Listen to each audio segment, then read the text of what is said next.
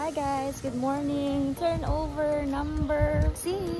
Ayan. So, anong masasabi mo, ma'am, sa turnover po natin today dito sa First Baliwan? Very smooth naman siya, walang issue, and very direct naman sila dun sa pagsagot ng mga questions namin and inquiries. Malinaw siya, and yung in terms of quality ng bahay, sabi ko 100% quality, good quality siya. Though may mga nakitang very minor lang naman na okay lang naman yung ganun issue. So, very good yung turnover. Sa waiting time naman, sa totoo lang hindi namin siya napansin na nung nandito na kami, nung turnover date na, parang nasabi na lang namin na 3 years na pala yun. Parang sobrang bilis lang ng panahon. Ganun, hindi mo siya mamamalayan. Yung, isa sa mga reason kung bakit pinili namin yung first part.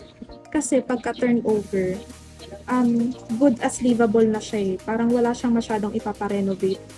As in, makabitan lang ng kuryente at tubig, okay na siya. Yun na lang yung concern mo. Kumbaga parang hindi ka na obligadong maglabas ng malaking pera just to live na dun sa unit na turnover sa'yo. And yung commute naman, nag-try kami mag-commute. Very, accessible. 1 hour lang from Cubao to Baliwag. So, hindi siya traffic and very convenient talaga yung location. Thank you, ma'am.